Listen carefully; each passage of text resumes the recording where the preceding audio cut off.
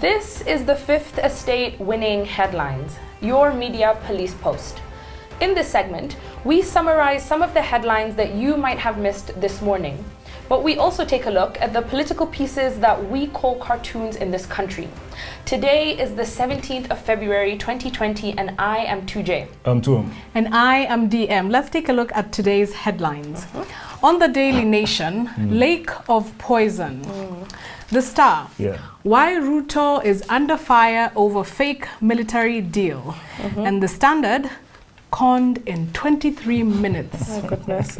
So, all read like a James Bond, like especially The Standard, like an Conned action in 23 film. minutes. It's like gone in 60 seconds. Yeah. Yes. Let's start with the Daily Nation, Lake of Poison. So I think this is also in conjunction with some reporting that they were doing on NTV about fish that is coming in from China, fish that exists in Kenya. But this specific story is looking at Lake Victoria, and they say ironically described as one of the largest freshwater lakes in the world, which is now full of poison. So you have a lot of the industries that operate around the lake, you know, pumping mercury or some other poisonous stuff into the lake into the lake itself. It's terrible. But I will give the Daily Nation props for some of these human interest stories that they cover. I think last year they did the one on the the river. Yes.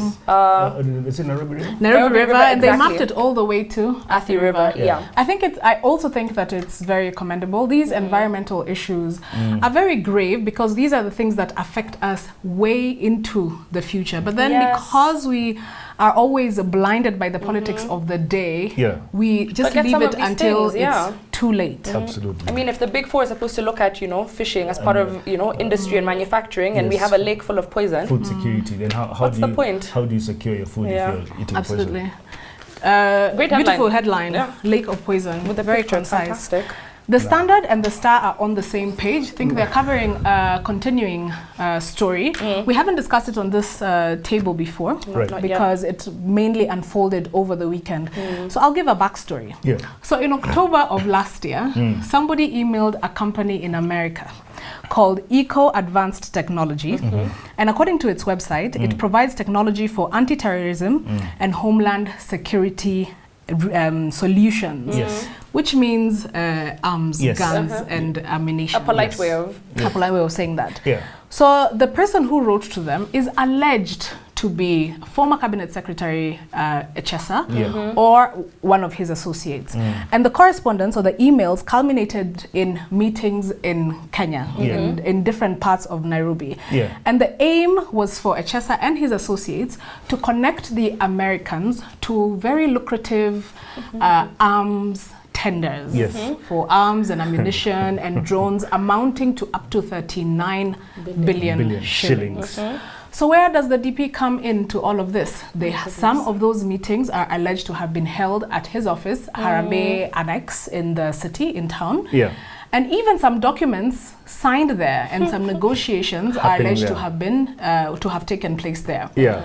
On top of it, the DP's office was actually raided for the purpose of collecting evidence around this this case. And the police did take CCTV footage, which they have said shows the Americans and Echesa and his associates going into the boardroom at Harambee Annex without any security problems. Finally, the Deputy President himself has, in a tweet, admitted that yes, there was, they did come, but the session was only 23 minutes. And that other government offices should be checked as well, right? There was a stopwatch over there. Do you know the 23 minutes? Are you familiar with is it called the Miranda Declaration? For you have the right to remain silent. Everything you say can be used against you. The DP's tweet made me think about that. I don't know why he admitted to it. You know, people, I don't know why they're calling it fake, because I have a hypothesis. Who's calling it fake? Start calling it a fake military deal. Fake military deal. Probably, I have a hypothetical position, and I think this was not fake. The front might have been fake, and the front in this case is the Kenyan military. And here's why. You see, you never mess with Eastern Europeans. Polish, Ukrainians, Czech Republic, Russians. You cut them on a deal, they'll come for you. But second, you see, 39 billion shillings is not small money. The fact that you have pictures of this man in Poland, seeing all this military equipment, tells you something. In my view, maybe these arms were meant for someone else. And Kenya was just a conduit. And that someone else could be countries within our region that have arms embargo. I'll not mention them. And if they're going to, because it's not the first time it's happened, we had tanks supplied to a neighboring country not too long ago. They were designated to go to Kenya, but in essence, they were actually going to some other place. Therefore, I do not totally, I think these arms polish things were ended up. And the thing is, this man was not the best one to do it. Echesa. I think to me he's a rookie. And that's the thing for me. Nothing in this story seems to add up 100%. There's a lot of things that just don't make sense. You see, on one hand, I do not believe that the DP is dumb enough to allow a meeting to happen in his office that he was not aware of, or if it was indeed fraud, that he would let happen in broad daylight in that way. I think that what it might have been is that Echesa took advantage of the close relationship he has with the DP. So it's like you saying to Prof, you know, I have some important people coming over, can I please host them in your office? And Prof has no idea what the meeting is for. And you take... I throw a bash. You throw a bash, exactly. So you're exonerating the DP? I'm not. I'm just asking a question. You know, I think it's very easy for us to just swallow this, you know, hook, line and sinker without... Yeah, but to your hypothesis is strong. Our neighbor with an embargo is the Sudan. But I also have a hypothesis that is more local, that is national. It's something that we have spoken about here before. I think that this is still leading to a potential impeachment of the deputy president. We have said it before, that there's 3 steps. And the first one is creating a background of acceptance. I mean, we've seen headline after headline talking about how the DP is an equal opportunity looter from Western to dams to land and now to arms. And the second thing is the creation of a solid motion of grounds for impeachment. And to me, this arms story looks like it's paving way for criminal proceedings. Or that fits the criteria of both national and international crime. Absolutely, because the Constitution does say Article 150 that the DP may be removed from office if where there is serious reason for believing that the DP has committed a crime under national or international law. And I mean, this case has all the makings for it. Back to the headlines, we do have a 3-part criteria that we use to analyze them for you. We ask, is the headline topical or speculative? Is it repetitive or groundbreaking? And finally, is it thoughtful or just plain lazy? We were being given a bit of flack for being very harsh on the Star, but can you blame us? Their headlines are always essays. In fact, if you look at the article inside, it has the exact same that this is title. Pure plain laziness. I think you will agree with me when I say that the Standard has a beautiful headline. Very concise, very interesting, very funny, very gone in 60 seconds. It is. I don't know who the editor is, but over the past couple of months. It promises an action movie and it delivers. And it delivers, most definitely. So I say we toss the Star. Toss everything else, and the Standard gives us our winning headlines. And on to the political pieces that we call cartoons in this country. And just like the headlines, we have a 3-part criteria that we use to analyze them for you. We ask, is the cartoon humorous or dry? Is it satirical or pessimistic? And finally, is the cartoon effective or is it just plain lazy? What do you have in the nation? I don't know what is up to today. Comic Book Mondays. It's Comic Book Mondays, and there is a drawing of a patient in Nairobi Women's Hospital, and they are in an isolation ward. No, wait, I get what he's trying to say. Now, there's been, Kerry has... Wait, describe the story first. Okay, all right. This is a drawing of a hospital ward. Now, the patient here is Nairobi Women's Hospital. Yes. Then they have been quarantined here. You can see the guys in masks. I think that is the regulator. And here the caption is the isolation ward. And the ward, actually, isolation ward. And you can see all machines, ICU machines, life support. Literally the patient is on life support. I think, was it last week or 2 weeks ago that Kerry blacklisted Nairobi Hospital? Yes.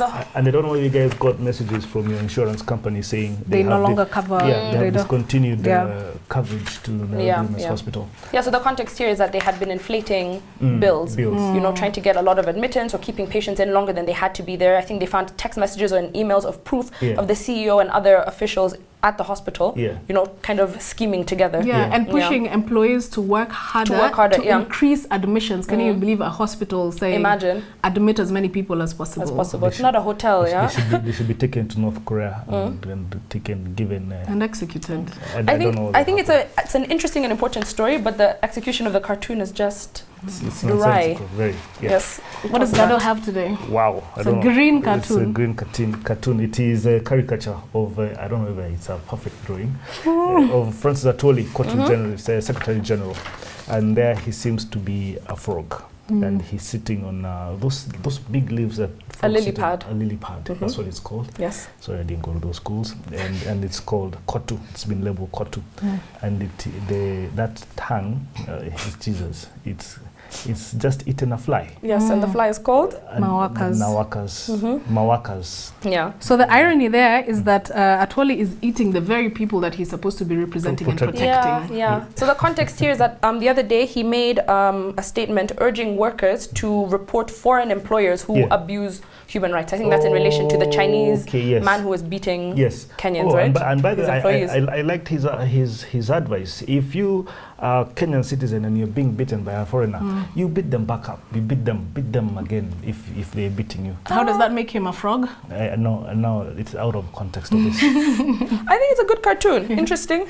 But it looks very familiar, though. I don't know if it's Gado or somebody else who has drawn a frog on a lily pad eating someone before. May have been Gado. Yes. And now here, oh my. Celeste, I love it, but let me describe it. Is a monkey caricature of the former CS of sports, Echesa. And there's a table, and the table has two flags, and one is ODP, and the other one is DOD. ODP is Office of the Deputy President, and DOD is Department of Defense. Next to him is an arm of DCI trying to pop a balloon that is a 40 billion military deal. And next to that are chips labeled 2022, showing that the tail of the monkey, wherever it goes, if it touches one chip, all the chips fall. It's a domino effect. Dominoes effect, yeah. But the deal, of course, is being done under the table. The deal is being right, with the guise of it, as you're saying, going through. Absolutely. DOD and the... And do you know why he's drawn him as a monkey? Why? The clumsy execution that you were talking about. Yes, the clumsy execution. If you're going to do a 30 billion military deal, Echesa is not the man you call. Would you ever send a man like Echesa? I don't know, because I would never do a $30 billion corrupt deal. Billion shilling. If God blessed me enough to do $40 billion oh my goodness. Shilling deal. Shame. No, if he blessed me if he enough, blessed you, okay. I would choose other people to do. Not Echesa. I think this cartoon is very humorous, and it's also effective. I think it's is it a true depiction? I'm not saying he's a monkey, but it's a true depiction of the situation.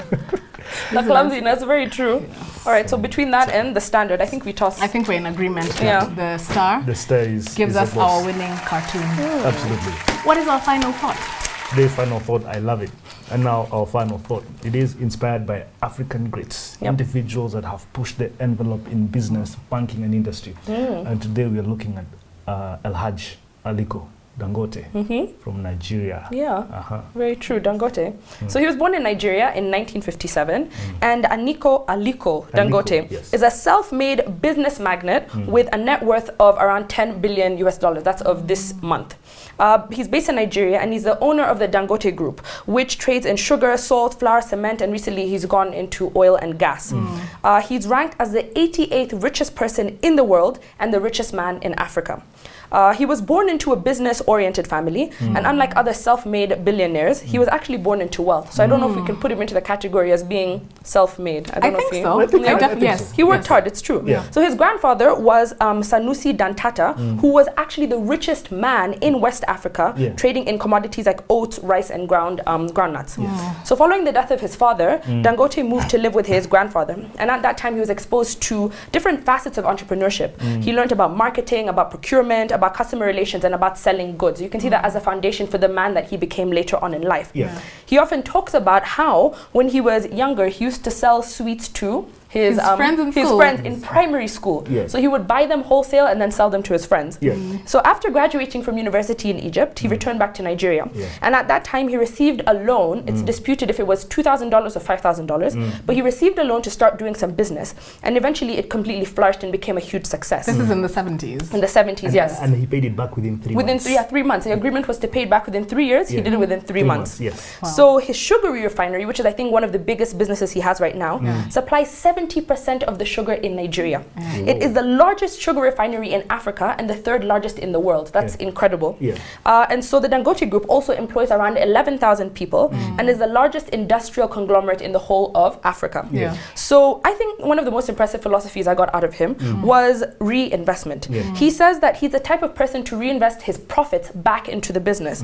And he makes this distinction quite cheekily in comparison to other African businesses. And I think in Kenya, you know, we see a lot of this. You start a business, you make profits, and then the first thing you do is you either go on holiday or you buy a car. You're not thinking about the next day, you know, how you're going to reinvest those profits you. But the richest man in Babylon told us, pay yourself I know, first. pay yourself first. That's But also don't pay yourself too much that you're taking away from your exactly. business venture. Yes. Yeah. Interesting man, yeah. I love it. You know that song, Dangote, Dangote. So I was doing my research. You don't know it? Never heard of it? Daisy doesn't know. Listen to Christian music. Can I sing it for you? Yes. Dangote, Dangote. No. Okay, I'll send you a link. Keep your day job. Now, you know, Prof always tells us that if you want money and you want wealth, then money always follows solutions. Now, Dangote, all this time, I was watching an interview of his. He dealt in commodities, and he says he deliberately did not deal in oil because if he dealt in oil, his image would be tainted, and that's because of the murky nature of the oil sector in Nigeria. Yeah. But now, 2015 comes up with a plan to build the biggest oil refinery in Africa and probably second biggest in the world. Yeah. And the guy is a visionary because, see, Nigeria is the 8th largest producer of oil in the world, but is also one of the largest importers of refined petroleum products, again, in the world. Which makes no sense. Which makes no sense. So he comes up with a plan to build a refinery that will actually produce and process 650,000 barrels of oil per day. Wow. And that supersedes the production of barrels of oil and processing in Nigeria, which is about 450,000 barrels per day. Now, if he did that, I think it's actually almost done, he will save the Nigerian exchequer by $8.7 billion because that's how much they actually import in oil products every single year. Now, if you do that, and if you do that in real terms, this guy is actually taking care of a country that, you know, that is #1 oil producer, and now he'll actually make them an export country. So that's why you're saying he's providing a solution. Yes, he's providing a So solution. instead of getting into the oil business, yes. But you know also, he would not have built this refinery without government help. Yes. The Central Bank of Nigeria actually facilitated him with foreign exchange as he was building this refinery, right? Now this tells you if you're indigenous businesses in Kenya, the best thing that you can actually get is government facilitation to do your business. That's how Nigerians are able to go ahead and actually, you know, own businesses across the world. And you can see from the and we've said it again over and over again on this table that government should give indigenous industrialists preferential treatment over the foreign guys. Yes, and not hound them about tax. Anyway, so when you see Dangote, today I watched a lot of videos and interviews on Dangote. Yeah. Or people interviewing Dangote. He looks so calm. He looks like such a nice, approachable, accessible man. In one interview, he was saying that he didn't believe that he is rich because, you know, they'd said, you know, he's the 10th richest, he's the richest in Africa at some point, and he's seeing all these zeros on magazines about him. And he said one day he went to the bank and withdrew $10 million in cash. Put it in cash, put it in the boot of his car and took it home. Opened his boot and just looked at it, and then he said, that's when I realized, yes, I am rich. I do have money. The next day, he took it back to the bank and deposited it. But in spite of looking so calm and genteel, he's actually a very Machiavellian businessman. And there's 3 principles that are very Machiavellian that he practices. The first one, crush your competition completely. He says, Dangote has done this through price drops. Yes. So because he's in the commodity business, and he's known to be sneaky about that. So because he's in the commodity business, he lowers the prices so much that he drives his competition out of town. They can't deal anymore. This is like the Machiavelli tells us in the book The Prince. A prince must have no other objective, no other thought, and not take up any other profession other than that of war. So he approaches business the way a politician would approach politics, which is as war. The second thing, the second principle is fortresses are dangerous. Do not isolate yourself. And we also see this in Robert's Green Book, 48 Laws of Power. He says a good businessman is always in touch with the people. And Dangote himself is always in circulation in the Nigerian elite groups. He's a member of the exclusive country clubs and so on and so forth. And he says this is where he learns strategies, he learns weaknesses, he learns intentions, especially of his competition. Finally, make friends with powerful people. This is what you were talking about. He gets concessions from government because he says if when you're in business, you will always develop enemies. But do not make powerful enemies. And if you can, make powerful friends. And they open the way for you. It's fantastic. He's known to be very generous to presidential candidates during campaigns. And they end up serving his business well. However, is it not true that he tried to bring Dangote cement to Kenya? He did, and he was denied. Actually, because of those, story goes, someone asked for a kickback. Someone asked for a kickback, and he says no. I will not enter a country if that is the kind of money you ask. Because he doesn't do kickbacks, or the kickback was too much. I would not know. We'll ask him. On a day where we had a winning cartoon from the Star and a winning headline from the Standard, I will leave you with this, and Tuje, you mentioned it. Dangote always invests back home. And he said this, if you give me $5 billion American dollars today, I will invest everything here in Nigeria. And he's true to his word, not just in Nigeria, but in Africa in general. That should be a lesson to the powers that be. Because if you continue hounding people over tax, over very small, minute things, and have them go all the way to Uganda and other countries to invest, the people that you mess are here. We are losing and not just the powers that be, even industry captains, themselves in banking and whatnot, and industrialists, people who get into manufacturing and commodities and so on and so forth. Thank you for joining us. Please remember to subscribe to our YouTube channel. We're also on your TV screens on Star Times, Go TV, and Pang Free to Air. Have a good evening and see you tomorrow.